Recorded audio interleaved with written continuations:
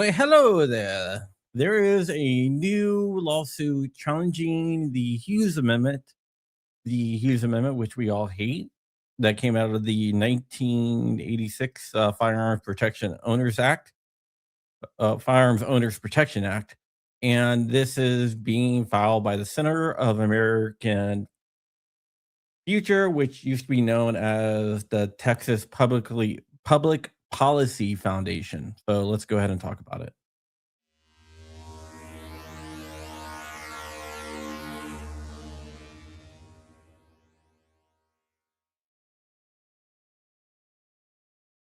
What's up, guys? I've been out of the loop for a couple days. I've been dealing with some bad headaches for this whole week, but I am doing better.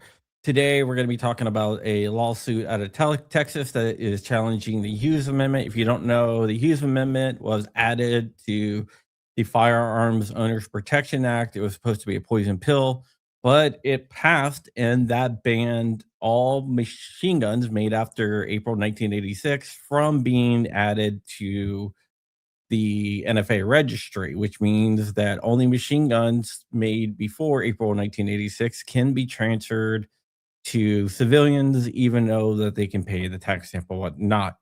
This lawsuit challenges that provision of the firearms protection. Can you guys hear me? I think they can hear me. Yeah. What's up, Attack Sub? So yeah, this challenges that provision known as the Hughes Amendment, and it does so not so much on Second Amendment grounds, but other grounds. All right. So let's talk about who is suing. The main name plaintiff that is suing is the Temple Gun Club, Inc., which is a Texas nonprofit. It was founded in 1963 and is located in Temple, Texas, and has 1,000 members statewide. And they operate a shooting range, promotes firearm safety, marksmanship, blah blah blah. It doesn't accept prohibited people, blah blah blah blah blah. Okay, so the organizations are suing Pam Bondi, of course, and Dan Driscoll in his official capacity as head of the ATF. And they are suing over the post 1986 machine gun ban because it's a non-economic activity tied to, with no direct ties to interstate commerce. So the mere possession of a post 1986 machine gun is not really economic, and it has no ties to economic commerce. Because the statute lacks judicial commerce element, like those others in 922, this is 922-0, that it fails constitutional muster. And there's no congressional findings to show the substantial effect on interstate commerce. Basically, they're saying since the government cannot prove interstate commerce, it has to knock down the law. All right. So there is a case called United States versus Lopez, which was in 1995, and that struck down a nationwide gun-free zone. There was a act called the Gun-Free Zone Act, and it was a federal law, and it was knocked down in 1995, and it was knocked down in 2000. What they tried to do is use the Commerce Clause to get those laws passed, but the courts ruled that they could not do that because it didn't deal with commerce. And they're using several of the same elements in this case. It also fails the test in Gonzalez versus Reich and other presidents.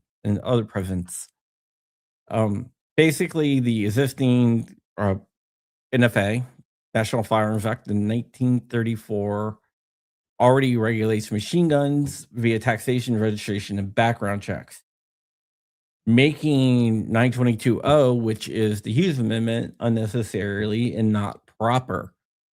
Now, there was a case back in the day, I think it was 1997, called United States versus Knudsen, and that upheld the ruling that the Hughes Amendment was constitutional. But that was before several different cases, including Bruin, Rahimi, and a bunch of other cases. In that case, it died at the three-judge panel level, but never raised to the en banc level. So basically, what the plaintiff is saying is that should have went en banc, and they are seeking an en banc reconsideration or overruling of that case. And they have a lot of evidence to back them up. There's a bunch of cases out of the Fifth Circuit, which this is, since this is a Texas case, is covered under the Fifth Circuit, that says that this case would probably be overturned in an en banc. So basically, they're taking a case from 1997 and they want the case to be taken en banc. And they're doing this through a new lawsuit.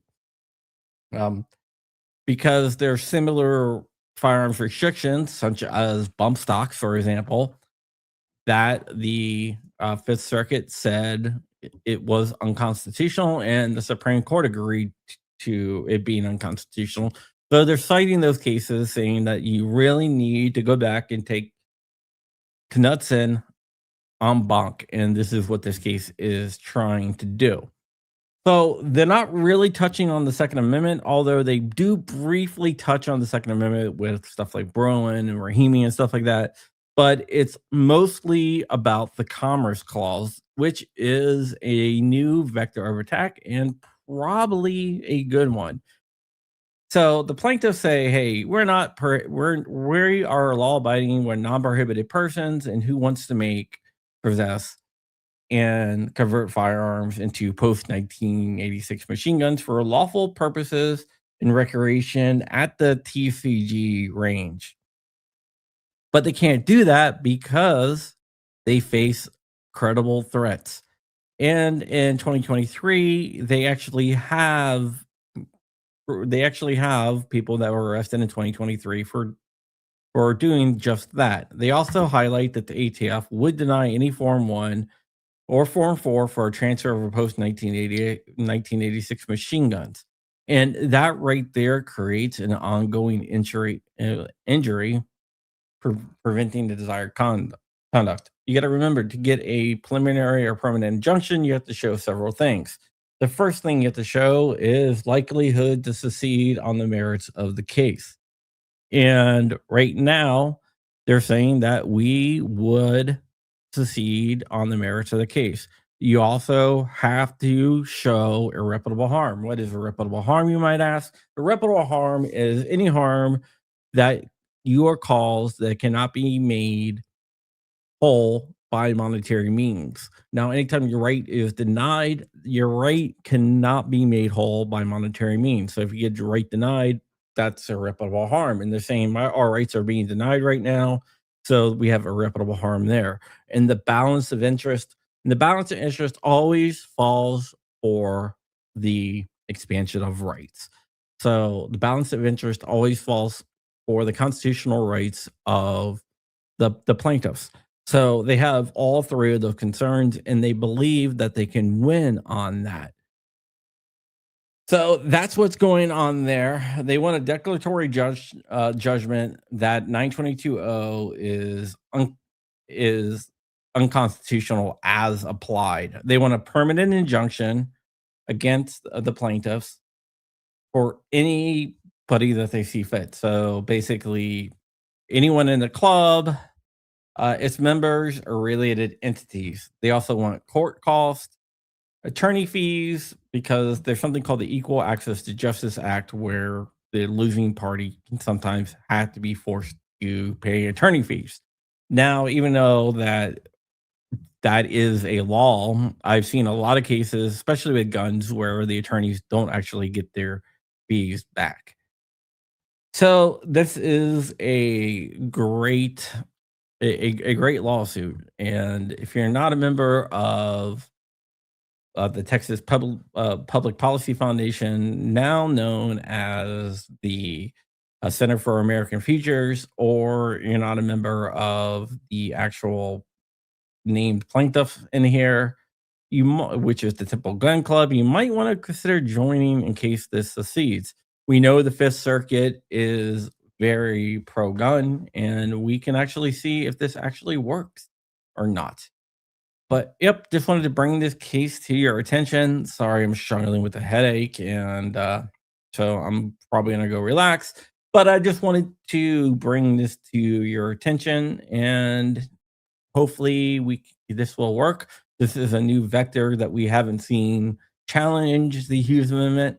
So with all the other things, like all the different laws going around trying to overturn the Houston Amendment, not the sorry, the Hughes Amendment, this might work as another attack vector because it should, because the Hughes Amendment really doesn't touch commerce, interstate commerce at least, but it seems like that's what they've always hung their head on. And I think this has a good chance of succeeding, although I do know the courts are afraid of machine guns, so that might weigh in a little bit of it. So, on principle, they should succeed. Whether they do succeed or not, it depends on what mood the court is in and exactly what the court says. But as we all know, the courts have been very scared of machine guns. All right, that's it. Just wanted to make that quick little video to let you know what is going on. And with that, we're going to get out of here. Thank you so much for watching, and I'll see you later. Bye.